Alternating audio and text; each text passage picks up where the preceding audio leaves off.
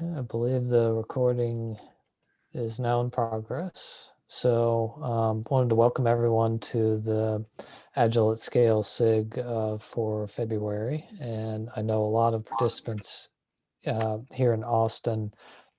You folks have been having a tough time, so I am as well. But we're managing to get through, and I hope that the next hour will be some level of distraction for you from all the stuff that's been going on and all the stress. So anyways, if you haven't attended one of our special interest groups before, Agile Austin's mission, it's all about connecting people. And back in the day, we had in-person conferences and in-person SIGs and plenty of other events and trainings and so on and so forth.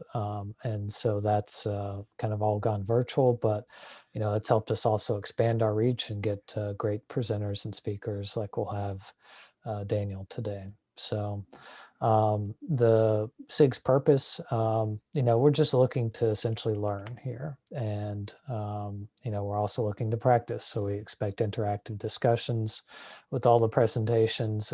Speakers love to get feedback, answer questions and stuff like that. I'm the co-facilitator of the Agile at Scale SIG, started up a few months back. Leland has been doing the Agile at Scale SIG now for years, and so been doing a great job, and he's here on the call with us as well. And it's really the third Friday of every month, and we've got speakers lined up now, I think all the way out to at least June and maybe even July. So, just keep on checking back on the meetup pages and stuff. We'll have more great content for you in the near future. Let's see. And so we've got some great sponsors, Agile Velocity, of course, being a platinum sponsor of Agile Austin. And so you can always check out their site for more details on the services they provide.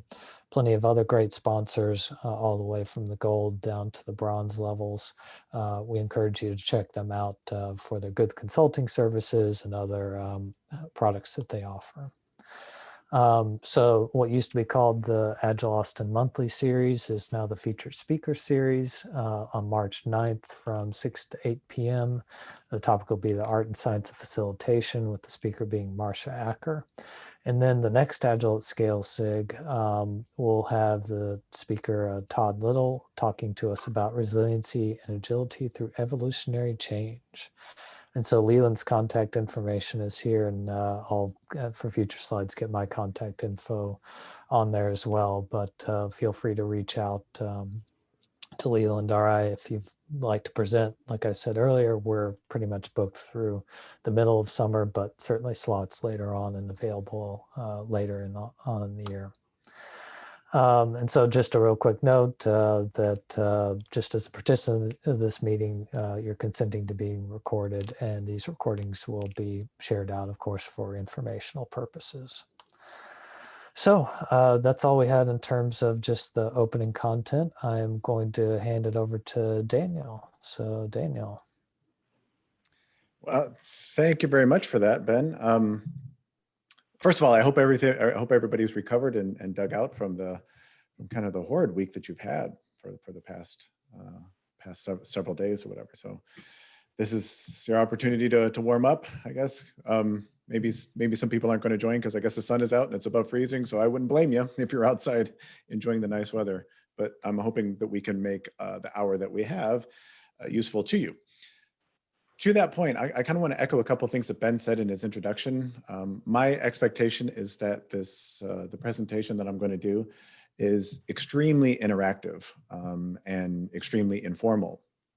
So my request would be, if as we're going through this and you have any questions, feel free to interrupt me. If you want to unmute yourself and ask a question, feel free to do so. I do have some time reserved at the end to take questions, but my preference is to take your questions when they're relevant and, as we're going through these. So don't be shy, please do that. And I will actually probably be prompting all of you for some questions, for answers for some questions as well as we go. So, with that, let's get started. Let's try and see if we can have a little bit of fun. Can everybody see my screen here? Is it working? Looks good. Okay, good. saw some thumbs up, so that's good. We jump right into it. I like to start this particular presentation. I like to start off by making you a deal, and actually specifically playing Let's Make a Deal. Hopefully, I'm guessing most people have heard of the game show Let's Make a Deal. Let's Make a Deal was created in the late '60s by a guy by the name of Monte Hall. It's one of the worst kept secrets, I think, in all of American game shows, is that all the best American game shows are actually created by Canadians. So Monty Hall's a nice Canadian gentleman. He kind of looks Canadian, doesn't he? From Winnipeg, I believe. But anyway, in the late '60s, he created this game show, Let's Make a Deal, and it has since been rebooted with Wayne Brady. That's been on for quite some time. But either way, if you've ever seen Let's Make a Deal, this is kind of a fairly typical picture of the audience. And as you probably know, the reason people are dressed up in these crazy costumes is the way the game show works is Monty Hall or Wayne Brady will walk the audience and pick some people at random, right? But that's why audience members will dress up like this. So hopefully they catch his eye, either one of their eyes, so they can get picked to play these games. So I actually want to do that. I want to play one of the games that Monty Hall introduced way back when. And I'll explain it first, and then I'm actually going to pick a member of the audience at random. Hopefully, actually, I'm going to ask for a volunteer more than anything to play the game. So the way that this game works is when we get our volunteer, I'm going to show you, and in the real world, Monty Hall would direct the attention to the stage where there are 3 closed doors. Behind one of those closed doors is a brand new car. Behind each of the other 2 closed doors is a goat. Object of the game is simple. If you pick the door with the car, you win the car. If you pick one of the doors with the goat, you don't win the goat. I actually had somebody a couple of weeks ago, somebody asked me, well, do you get to go home with the goat, right? If you pick the goat, do you get to keep the goat? We went and we looked it up. He actually went and looked it up. And apparently you cannot keep the goat. If you win the car, you get the car. If you don't win the car, you go home with nothing. So I want to actually, let's just show you. Let's show how this looks. If I can get my screen sharing to work properly here. Where to go? There it is. And that's a little bit bigger. Can everybody see that okay? Is that good? Yes. Okay, good. So I know a lot of you have probably seen this example before. So if you have seen this example, please do not ruin it for those who haven't. So I want to make that very clear. But if you have never seen this game or this Monty Hall game, if you have not seen that, I'd like one brave person from the audience to volunteer to play Let's Make a Deal with me. Do we have any volunteers out there who would like to play this game, please? Sure. Who said sure? Shlomi. Shlomi. All right. Thank you, Shlomi. And so just to be careful, yeah. So you have not seen this game before, and you right? You know it's correct. All right. Okay. So thank you, Shlomi, for volunteering to play this game. As I mentioned before, here we have 3 closed doors here. All I need you to do is to give me the number of a door where you think the car is. So can you choose one door, please? 2. 2. All right. Okay. So Shlomi has chosen 2. What you're going to see here is I'm going to go click on door number 2. And when I click on door number 2, one of the other 2 doors is going to open, revealing a goat. So when I click on 2, you'll see either door number 1 or door number 3 is going to open, and you'll see that there's a goat behind one of those doors. Okay, so here I go. I click on number 2, and there you see door number 3 is open, and there's a goat. Okay, so Shlomi, now comes to the let's make a deal part of Let's Make a Deal. Right? Given the fact that you just picked door number 2, and given the fact that I just opened door number 3, revealing where one of the goats is probably. I'm gonna give you this one-time only chance, the one-time only opportunity to, if you want to, change your answer. You don't have to change, but this is going to be your one chance to change if you want to change your answer from 2 to 1. What would you like to do? Well, I chose 2 because there was a 33 1/3 chance. I'm going to stick with 2 because there's a 50-50 chance, and I'm not going to worry about it. Love it. Okay, I love that. Thank you so much for saying that. That was exactly what I wanted you to kind of explain your thought process as you went through this. The rest of you, I kind of want you to, hopefully in your mind, you're kind of taking mental note of how you would have behaved, how you would have done this. But notice notice notice what Shlomi said as we were going through this. Notice his reasoning. He's like, what Monte Hall is essentially asking you to do here, and this is the reason that I love this example. What Monte Hall is asking you to do here is he's asking you to make a prediction, right? And make a prediction about the future. Where is that car? Right? And notice the second that we've got this prediction and we've got a whole bunch of uncertainty here. We've got 3 closed doors. Immediately, whether you know it or not, immediately what you start to do, what one starts to do, is start thinking about probabilities and chances. Like, okay, yeah, when all 3 doors were closed, I have a 33% chance. Now that 1 door is open, I've got a 50% chance. So by opening that door, did that fundamentally change my odds of winning? No, it really didn't change my odds of winning. So I'm going to stick with door number 2. Right? That's one of the reasons why I love this example, is because you should know that anytime that we are asked to make a forecast and anytime there's uncertainty involved, you have to make a probabilistic assessment. Now that's the good news. The bad news is that humans are terrible at thinking probabilistically. So Shalomi, if you bear with me, you're gonna have to wait till the end of the talk or later in the talk to find out what the right answer is, because obviously if I showed everybody the right answer now, all of you would just go home and enjoy the sun, or go away and enjoy the sun and not stay till the end of the talk. So if you bear with me, please stick around. I hope you can stick around. We're going to come back to you in just a little bit and revisit this. Okay. Okay, sure. Wonderful. All right, so let's, putting that aside just for a second, let's go back to the presentation. So we're talking about predictions. We're talking about forecasts. I know oh, I forgot about the one question I need to ask all of you. I said when we left off last time. I know there wasn't any last time, but this is another question that I like to start off with. What does a 19th century Yorkshire cotton industrialist have to do with a Manhattan Project? Right? All of you have Google. You should be able to go look this up. You probably didn't know that you were going to come to this talk and I was going to give you lots of homework. Well, this is the first of several homework assignments that I'm going to give you during this talk. So, but what does the 19th century Yorkshire cotton industrialist have to do with the Manhattan Project? Again, we'll get back to this a little bit later. Somebody Google that and find that out for me, please. Getting back to forecasting, it's a bit cliched, and all of you are probably sick of talking about it, but what's one type of forecast that you come across pretty much every single day of your life, and especially in the past week or so, you've been obsessed with? What type of forecast? The weather forecast. The weather, exactly right. So the weather, and specifically the type of forecasting that I want to talk about is hurricane forecasting. So just very quickly, most people are familiar with the geography of Earth, and you know that this part of the Southern Atlantic is known, it's kind of renowned for its storm activity. And pretty much between the 1st of June and the 1st of November, storms that form here will track to the west and track to the north based on the prevailing winds in that area. They'll track to the west and track to the north. And as they track, they become bigger and bigger storms and turn into hurricanes. Now, if you look at the geography of the world here, any storm that forms in this big oval area right here that tracks to the west and tracks to the north, I'm hoping everybody can see that that's going to put it pretty much directly in line with the eastern seaboard of the United States.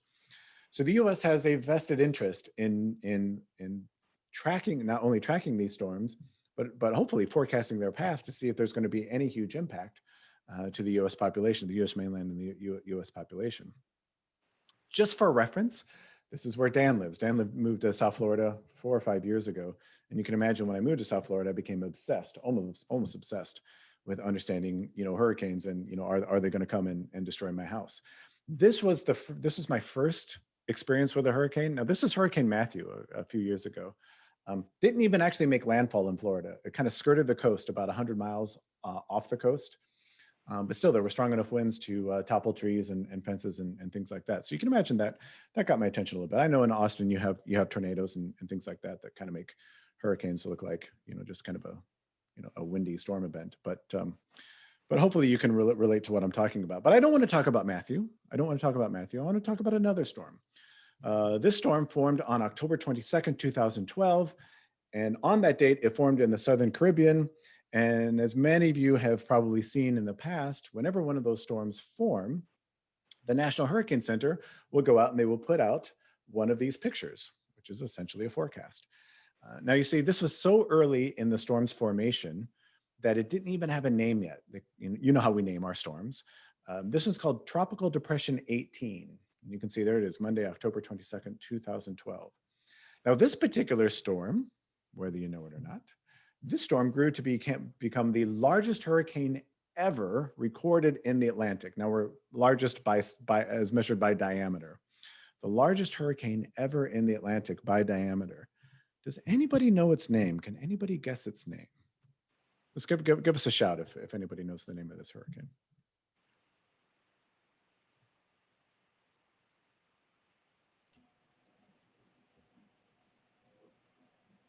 Not everybody at once. Sandy. Sandy. Who said Sandy? That's brilliant. I wanted to say El Grande. Oh, El Grande. Yeah, it should have been. Actually, it was called Superstorm. Yeah, so this was Sandy. A lot of people will guess Katrina, and I was kind of half expecting some of you from Texas would be guessing Katrina, if we have anybody from Louisiana maybe. But no, this is Hurricane Sandy, and if you don't remember, it was called Superstorm Sandy because it was so big. This thing was so huge. Some stats on Sandy, as I just mentioned, largest hurricane ever, Atlantic hurricane ever. It was the second costliest hurricane in U.S. history, second only to Katrina, which is why I think most people think it's Katrina. But more importantly, this kind of blew me away when I saw this stat. It hit 24 states and parts of Canada. We can't forget our friends to the north. It hit 24 states, with Pennsylvania, New Jersey, and New York suffering the most damage. 24 states. That's literally half of the U.S. was impacted one way or another by this hurricane. Just incredible to think about it. Most of the times when hurricanes hit, it's 2, 3, maybe 4 states. This 24, just ridiculously big. The question is then, would you have predicted any of that just by looking at this picture? The next thing, but kind of the more important point that I want to make, this is one other thing about Sandy, is that there was surprisingly little loss of life. Now, obviously, any loss of life is tragic. I don't mean to minimize or trivialize any loss of life. But given those stats that I just showed you, it would be reasonable to expect a pretty high casualty list. But with Sandy, there just simply wasn't. And so that kind of leads us to, well, what does the National Hurricane Center know that we don't about making predictions that made Sandy pretty much the non-event that it was? I mean that in the best sense of the word, the non-event that it was. I mean, it was obviously tragic for some people. So let's talk about what's going on in this picture. When you first see this, what is the feature of this picture that your eye is just immediately drawn to? What's really kind of the whole point of this picture? What's the first thing you notice when you look at this? Anybody want to shout out? What's the first thing that you see? Straight line. Direction. I heard direction, and I didn't hear the other thing. So one thing I'd like to show you is you don't necessarily have to go to the hamburger menu and then find the option. Somebody. So I heard direction and I heard hamburger menu. I'm guessing that has nothing to do with this talk here. What else? Expansion. But we're all. What's the feature? What's the feature we're all kind of referring to? Big white blob in the middle. The big white blob in the middle, the cone, the big white cone. Cone. Right? That's yeah. It wasn't meant to be a trick question. It wasn't meant to be, any more philosophically deep than the cone, right? That's what you see when you look at this, a cone. Can anybody tell me? Does anybody know what does that cone actually represent? Does anybody know? If you know this, In the chat, Christina said the cone of uncertainty. cone of uncertainty, kind of. Can somebody be a little bit more specific? It's a probability distribution of where the eye will be. Yeah. So that's key. It's actually, and here I'll just show you, because I looked at this picture 1,000 times and I never noticed this before. Did anybody see this black box at the top? This black box with light text at the top, and it was only recently that I saw this. So I'm going to blow it up so everybody can see here. It says, "Note: the cone contains the probable path of the storm center, but does not show the size of the storm. hazardous conditions can occur outside the cone. So what they're showing you with that white blob, they're saying this cone right here represents all the possible paths of the center, just the center. But as we know, hurricanes are these huge, massive storms. So you can get hazardous conditions outside that center. All we're predicting here is the path of the center. Okay, now probable there, that's my emphasis. I emphasize that word probable. Having, again, living in South Florida, that piqued my interest because it's like probable. All right, probable. What do you think the National Hurricane Center means when they say probable? Probably something like 90% confidence or 95% confidence, some value. Exactly right. Can I tell you, that's exactly what I thought, right? When I saw this, Yeah, like, I'm going with the goats, guys. I'm going with the goats. The goats. Yeah, we're down to 50-50. I think it's more than 50% is more probable than the other. And well, so let's talk about that, because yeah, when I first read that, I'm like, okay, this is a National Hurricane Center. We're literally talking life and death here. I mean, literally, it's no joke, right? We're talking life and death. When they say probable, they mean something 90-95%, right? That's what they mean. It turns out you go to the National Hurricane Center site and you can look this up and you can see that cone actually means there's a 60 to 70% chance that the center will fall within that cone. As it projects forward, it will fall within that cone. 60 to 70. I looked at that, I'm like, what are they talking about? 60 to 70%. I live in South Florida. Why can't they give me 100%? Why can't I know with 100% certainty where this storm is going to go? What does everyone think? Why not 100%? Why can't they give me 100%? Chaos. There's chaos. Yeah. Specifically, what are some things that they have to take into account?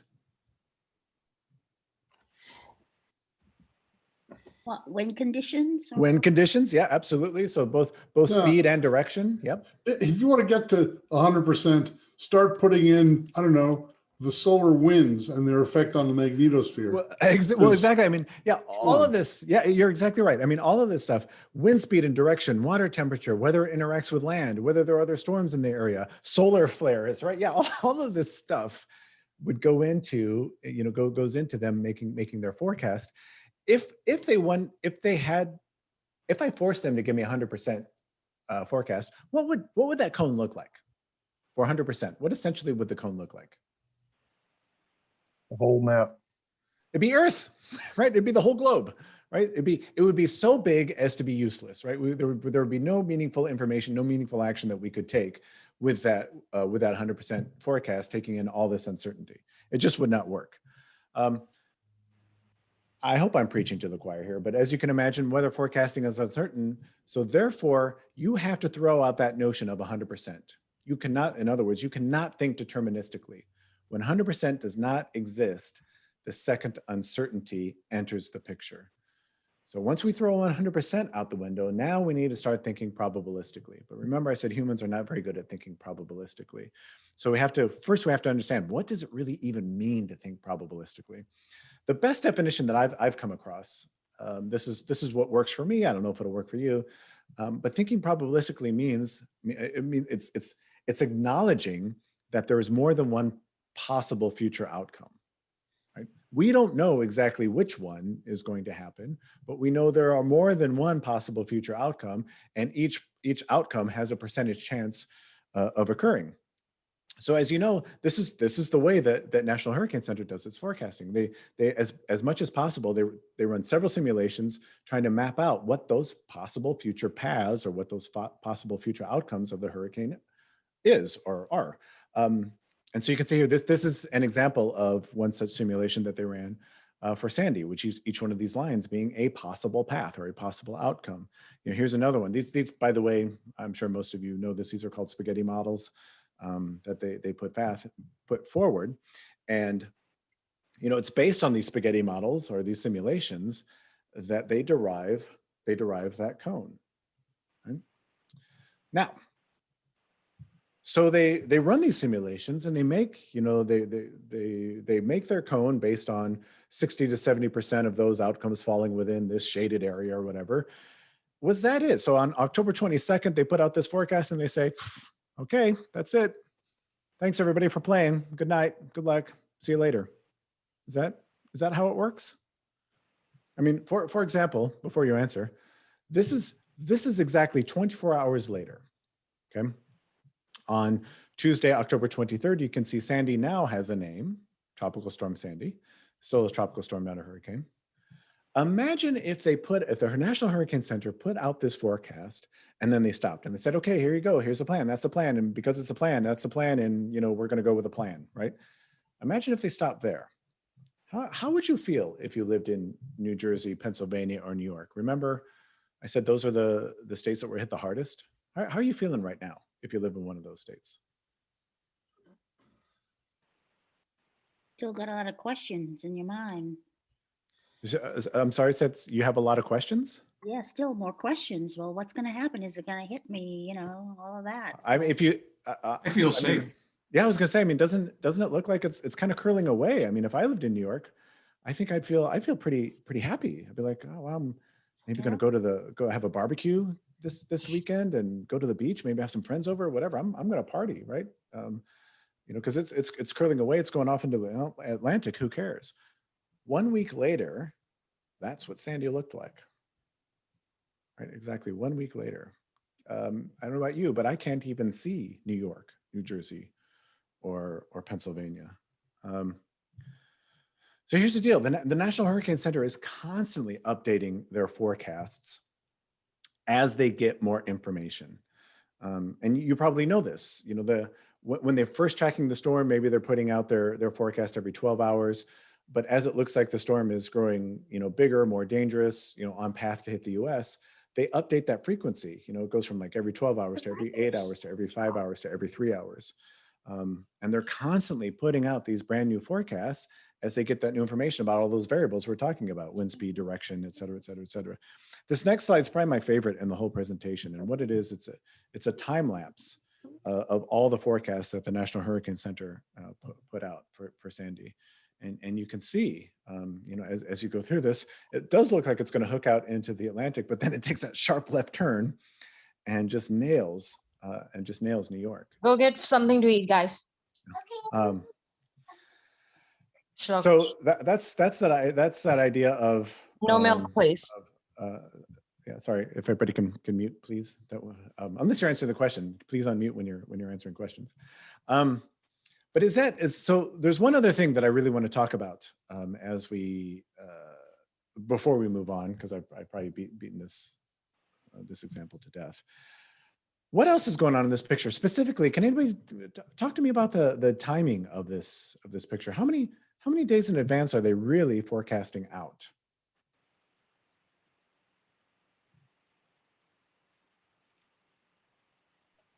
One to three. Yeah, you see that? Yeah, they're only going out. Yeah, it looks like about 3 days. 3 days out, three maybe 4 days. And it's like, okay, 3 or 4 days. Why not 3 or 4 weeks? Why not 3 or 4 months? Again, if they had to forecast this hurricane with 100% certainty 3 to 4 weeks out, what would that cone look like? Flat Earth. It'd be Earth again. Yeah, it'd essentially be Earth again. So what I'm really trying to establish here is just some basic, very, very basic principles of forecasting. Number one, first and foremost, potentially the most important thing, you have to think probabilistically and not deterministically. This idea of 100%, just forget about it. Just does not exist in our world, well, in our forecasting world. It's usually best to update your forecast as you get more information. It would be silly to make a plan and then when you get new information to at least not consider how that new information affects the plan that we made, and then hopefully take action or adjust based on that new information. And then lastly, shorter term forecasts are better than longer term ones. That's not to say that you can't forecast long term. No, that's not what I'm saying. I'm just saying when you do forecast long term, you can't be upset when that long term forecast is wrong. So these are just some very, very simple basic principles of forecasting. But I get it. Number one, you don't want to talk about weather anymore, and this is probably potentially a poor choice of a topic given what's just happened. But more importantly, I recognize it's all about you. It's all about all of you there. And what you really care about is, so what? That's great for hurricanes, Dan. What about my world? So let's talk about your world. I'm assuming all of you have customers, and I'm assuming the reason that you exist is to deliver value for your customers somewhere, somehow, whatever. So the question I have is, once a customer or a stakeholder or whomever gives you a piece of work and you start working on it, what's the very first question that your customer is going to ask you when you start that work? When will you be done? When will it be done? That's what they care about. Oh, that's How much? They might ask how much, for sure, yeah. And usually how much is a function of when, how long. But let's talk about when will it be done for a second, because I've got some bad news that I think all of you know what this bad news is. When our customers ask when will it be done, they're actually looking for a very specific form of the answer. So when they say when will it be done, what's the answer that they're looking for? What quarter? What quarter? Generically, Time, waterfall. It's Max. Agile. This is the Agile part. Max end. yeah, they're looking for a date. You know, they're looking for a date or probably a number of days when they say when will it be done. The answer, by the way, the answer can't be 6 story points, right? That just cannot be the answer. That's not what our customers care about. They care about a date or a number of days. It's even worse than that, because let's say, this is my favorite example to give. Let's say it's December 1st, and we tell our customers that they're going to have their feature in 30 days. So December 1st, we say 30 days. When is that customer expecting that item to be delivered? Before Christmas.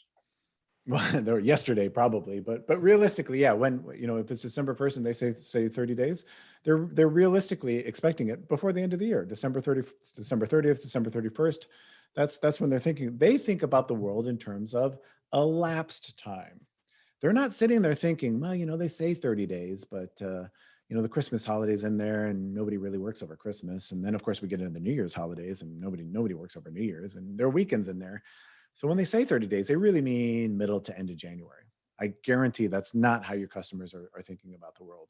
Number one, they want a date. And number two, they want that date communicated in terms of elapsed time from today. They don't want to have to do any math, subtracting out weekends, subtracting out holidays, subtracting out whatever. And I mentioned this before, the answer to that can't be, you know, story points or velocity.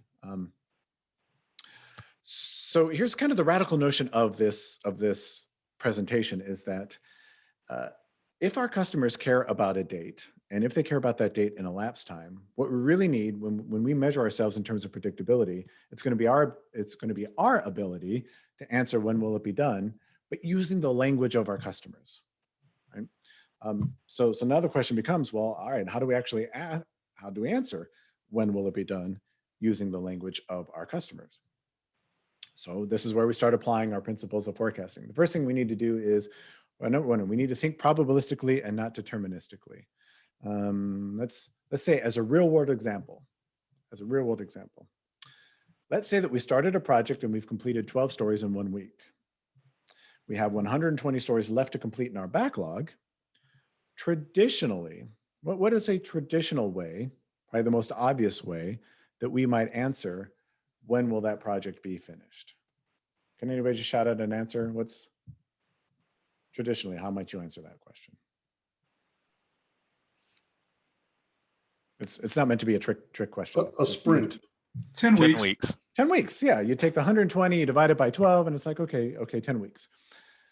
As everybody knows, and this is why you're hesitant to say 10 weeks, is everybody knows that given that 10 weeks number is fraught with danger. Number one, when a customer hears 10 weeks, what are they thinking? When you said 10 weeks, what do they think? 70 days.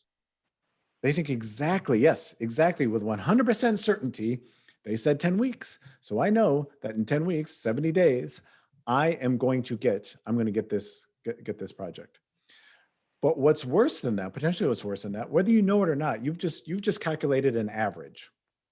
And you've just assumed that every week is going to behave like the other weeks. And so we're saying that every week is going to essentially behave on average.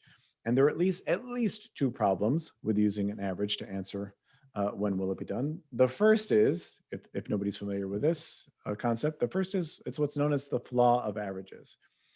So this is your second or third homework assignment. I'm losing track because I'm just handing out homework assignments fast and loose here.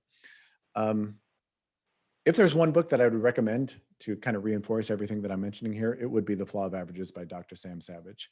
The good news is you only have to read half of the book, the first half of the book. Second half, it's really kind of more for fun. But to get out of it, what you need to get out of it is just the first half. But I can sum it up for you in one sentence. And the basic premise of The Flaw of Averages is that plans based on average fail on average. Plans based on average fail on average. So if we're projecting out 10 weeks, that's a plan based on average. We have an average chance of failing. Now we have an average chance of succeeding too, but we have an average chance of failing. So it's going to be somewhere around 50%. And some quirks of the flaw of averages is it could be actually much, much less than 50%, depending on how that average is calculated. So plans based on average fail on average. The other bigger reason, I don't know if it's a bigger reason, but it's equally as important, is that average, as we just mentioned, communicates no information about risk. So remember when I showed you this cone, it's like, what's going on in this cone? Well, at least they told us, at least the National Hurricane Center tells us, here's the range of possible outcomes, and here's the percentage chance that it is going to fall within that range. So we've got a cone here, and we got a 60-70% chance of falling within that cone. And that, to me, that's the big takeaway, is whenever you provide a forecast, especially answering when will it be done, that forecast should contain two parts, at least two parts anyway. It should contain that range of possible outcomes, and it should contain that probability of your answer falling within that range. Right? That's kind of the first thing is it should contain a range and a probability. So now you might be thinking, there might be a question that pops up into your head. And of course, the question that has popped up into everybody's head is, what does a 19th century Yorkshire cotton industrialist have to do with the Manhattan Project? Did anybody go look this up? I know you were enthralled listening to me and couldn't be torn away from your computer, but did anybody go look this up? I'll give you the answer. The answer is Monte Carlo. Monte Carlo, yes. So if you're thinking, well, okay, if all my forecasts need to contain a range and a probability, how do I come up with those range of possible outcomes? And how do I come up with a probability associated with that range? One answer, it's not the only answer, but one answer is to do something that's called a Monte Carlo simulation. And this is where we need to get back to our Monty Hall example, right? Because Monty Hall tells us a lot about how we might solve this problem. So I'm going to go back to Monty Hall. Do we have our contestant back? Shlomi, are you available? Yeah, I still want the goat. Okay. Okay. So Shlomi, we're getting back to this. Remember, you picked door number 2, and you said I gave you the chance to change. You said no, I want to stick with door number 2, which is fine. I lied to you before. I said this was your one-time only chance. I'm actually, because I'm a nice guy. I'm too nice. Actually, I'm too nice. I'm going to give you another chance if you want to. Again, if you want to, you do not have to, but if you want to, you have an opportunity to change your answer again. Shlomi, what do you want to do? So far, I haven't seen any additional information which would change the reason to choose one over the other. Perfect. Okay, good. Good. So what might be one way that we can validate whether Shlomi's strategy is correct or not? How might we know what he should do in this particular instance? Let me ask that a different way, because that's kind of a tough question. Listen for noises behind the door. What's that? Sorry. Listen for noises behind. Oh, listen. Yeah, listen to it. Yeah, maybe. But let me ask this a different way. So I've got. You should run this experiment 10,000 times. There you go. Yeah. That's what I was looking for. I've got a quarter here. As far as you know, it's a fair quarter. What are my chances of flipping this quarter and it coming up heads? Everybody know what are my chances of that happening? 50-50. 50-50. How do you know that? Well, actually, it's 50 and 49.999 because it could land on the rim. It could. Let's say that there's really only two options. Yeah. But how do we know that? I mean, or what's one way that we could verify that outcome? Flip it a lot. Flip it over and over and over again. Track the results, right? Flip it over and over and over again. Track the results. I've got 2 dice here, 2 6, as far as you know, it's 2 fair 6-sided die. What are the chances of me rolling these 2 die and it coming up 7? Everybody know that answer? 1 in 6. 1 in 6, so about 16, between 16 and 17%. What's one way that we could verify that result? Right? Same thing. We could roll these dice over and over and over again and track the results, right? For this Monte Hall example, one way that we might know, I don't know who said it before, but they were exactly right. One way that we might be able to tell what's the right strategy here is just to play this game over and over and over again and track the results. And that's exactly what this website does. So Shlomi picked door number 2. I'm going to select door number 2 again. And oh no, Shlomi. Yes. I know you were going for the goat. I know you were, but you can see here, what this website is doing. It's tracking the number of people that switched versus the number of people that didn't switch. And you can see whenever Monte Hall actually does you a huge favor by revealing one of those doors. Remember, this is that idea of continuous forecasting. We got new information, so we should reforecast. Did us a huge favor, and you can see by a margin of about 2 to 1, it's a much better strategy to switch than to not switch. Now, whether you understand this probability of what's going on or how we might model it or how we might calculate it, that's kind of beside the point. What really matters is in the real world, when we're playing this game, the people who switched wins, twice as many times as people who don't switch.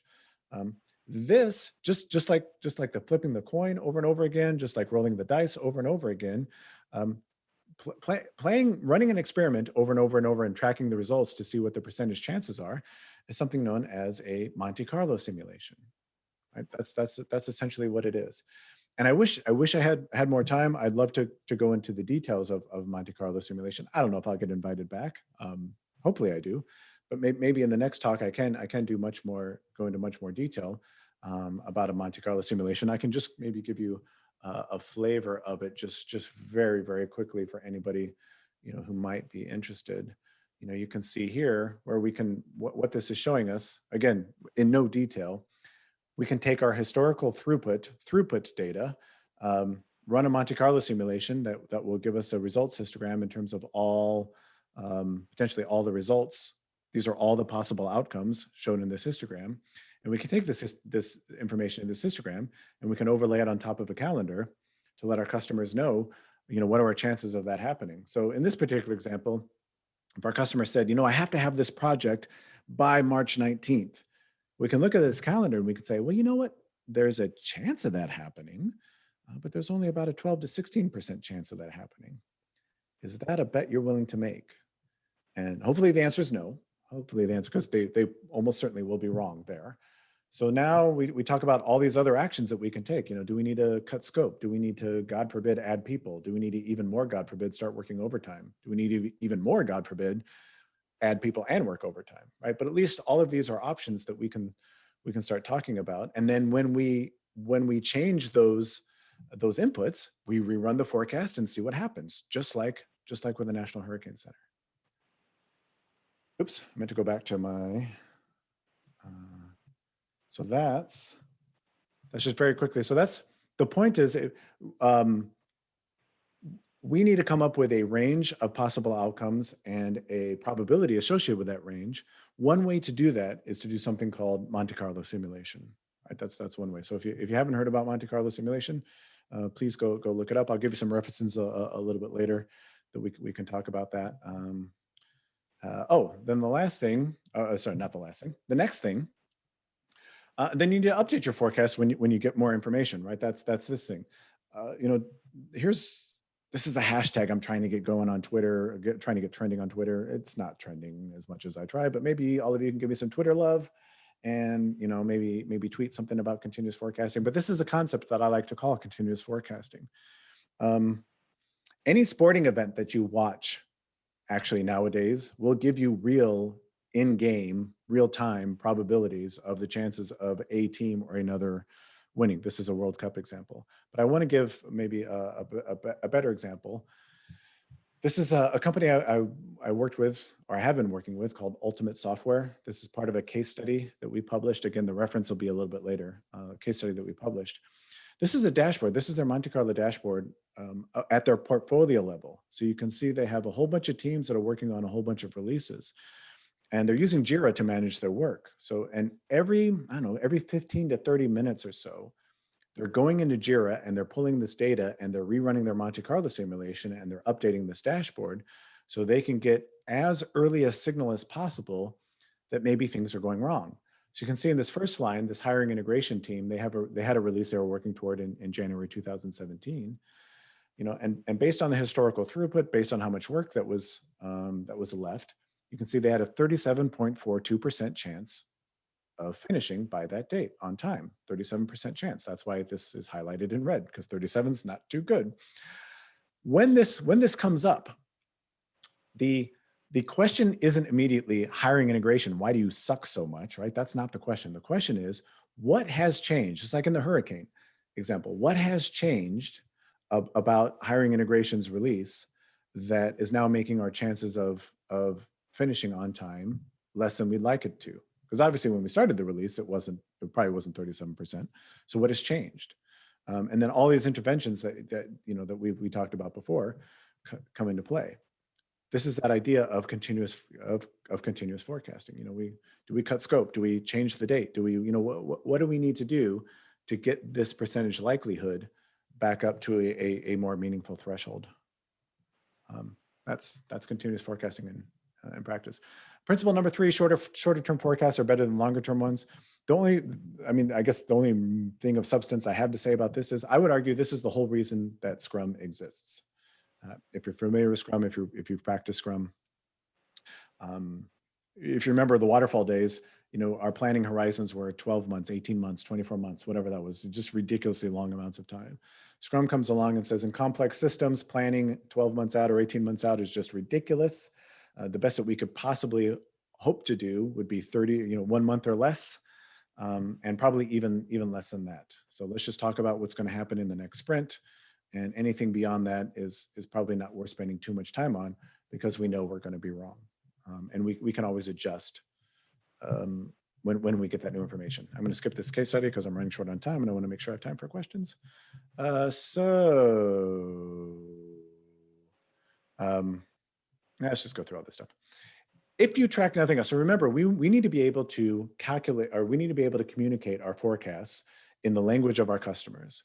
So if our customers care about how long something takes in elapsed time, then that's exactly what we should be tracking. So to get started, if you track nothing else, all you really need to track is the date something that starts and the date something that finishes. You'll have to define what that means to start and what that means to finish, but you'd probably have to do that anyway. So you track those dates. We can calculate something called throughput, which is a little bit different than like story points per sprint. I shouldn't say a little bit, it's completely different than that. But you can calculate your throughput from that start and that end date data. We can run a Monte Carlo simulation with that historical throughput to come up with a range of possible outcomes. And then from that, remember I showed you that histogram. From that histogram, we can start segmenting all those results in terms of a range and a probability that we can communicate to our stakeholders. But remember, like I said, just because you did a forecast once doesn't mean you're done. Right? You have to constantly update your forecast as you get new information. Did we discover new dependencies? Are we having a problem with the technology? Did a worldwide pandemic come along and force us all to work from home? There's all kinds of things that are going to be going on in your world that you need to take that information in and update your forecasts. And then, of course, when possible, favor shorter term forecasts over longer term ones. This is the last thing, as I mentioned before. It doesn't matter. I can give you the fanciest statistical techniques in the world. I could teach you all of this stuff. But it means nothing. It means absolutely nothing unless you take some action, based on that new information.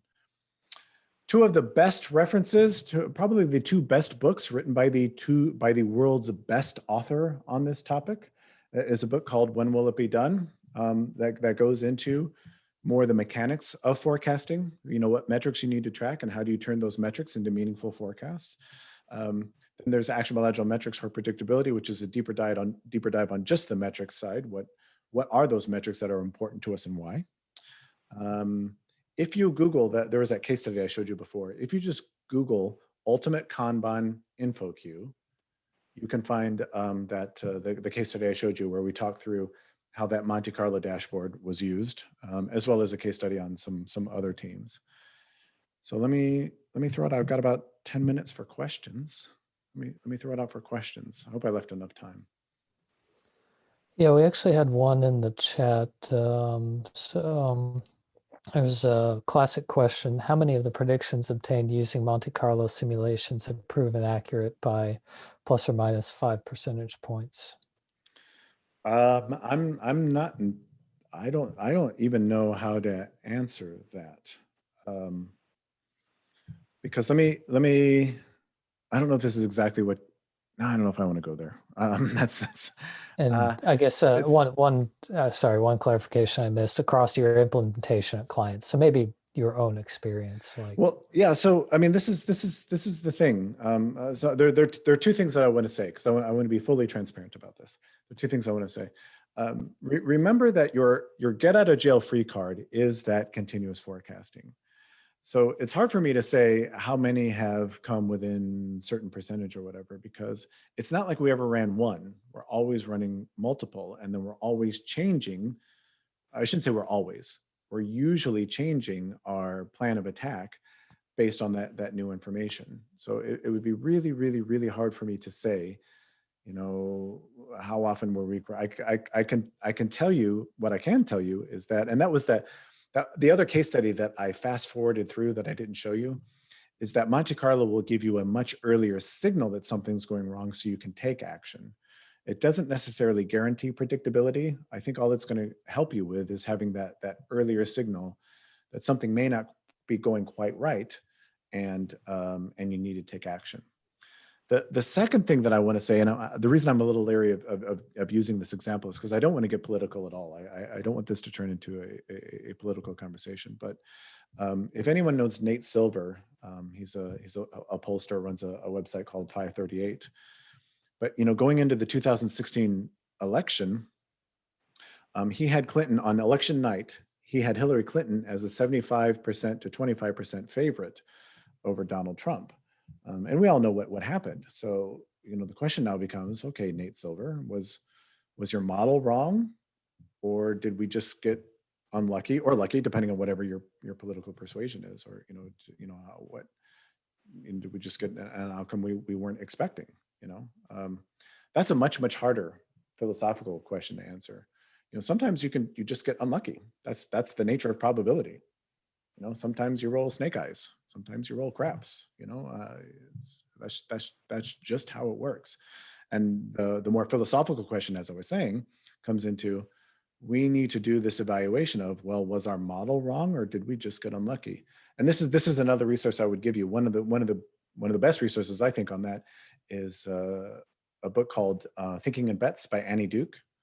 And she talks about this concept of resulting. Just because you have a bad outcome, you can't say that you made a bad decision, because you can make the best decisions in the world and still have bad outcomes. And likewise, you can make the worst decisions in the world and have good outcomes. So I've waved my hands a lot, and I don't know that I necessarily answered the question, but that's what I would have to say. Yeah. Thanks, Dan. We've got a couple requests for slides. Can you put the principal slide back up for a minute? Oh, of course. Oh, right there. Okay, excellent. And then the next question comes from Craig. I've seen rates of dark matter expansion of 100% or 200%.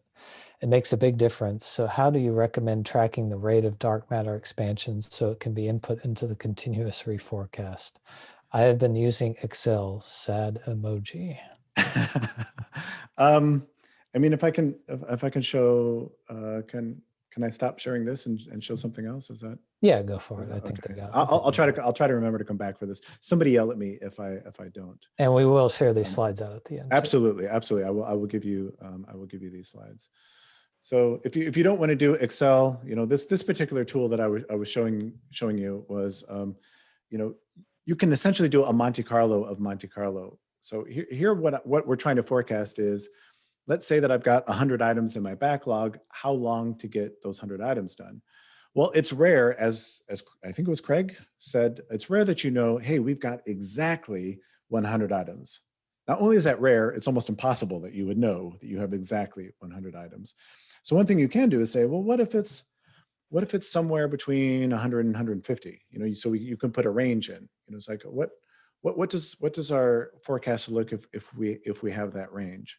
But the other thing I always like to talk about is that dark matter expansion is, again, information.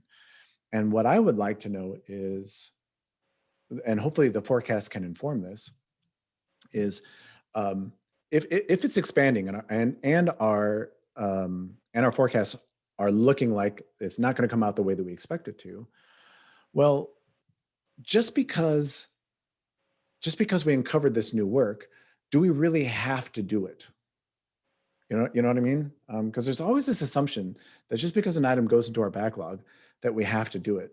And this is, to me, where I think something like continuous forecasting can continuously guide us. Because what the Monte Carlo simulation, we're just forecasting, well, between 100 and 150, how many items can we get done? It's not telling us what those 100 to 150 items are. So, you know, if there's a specific date that we're working toward, or a specific date range that we're working toward, you know, I would like to argue, okay, really, how much of that really is important for that release? Because if our scope is expanding beyond our comfort level for that release date, I would have a good hard look at, you know, at what can we get rid of. It's a platitude, but a lot of people say Agile is all about maximizing the work not done. It's true, though. I mean, it's true. I don't necessarily like that phrase, but it's true. If I could clarify just for a quick sec. Go ahead. It's not that we have 100 items in our backlog and that's expanding. It's that we have 10 items in our backlog. We project the project will end up with 100 items, and we're tracking, you know, how things are actually turning out, right? Because we're not doing waterfall. Yep. We're doing progressive refinement. Right. So we're forecasting and projecting from day one. Right. But so what we're doing is we want to track that the scope is getting expounded on and getting refined. Yeah. At the rate that we expected. Yeah. And so what we're finding is, no, actually, as we uncover the rocks, there's a few more worms under there than we really thought there would be. And so what we want to do is track the rate somehow. And, you know, even just figuring out how to think about that is difficult, but is it expanding more quickly than we thought? So is the universe, we know it's expanding, that's obvious, but does it expand even more quickly than we originally projected?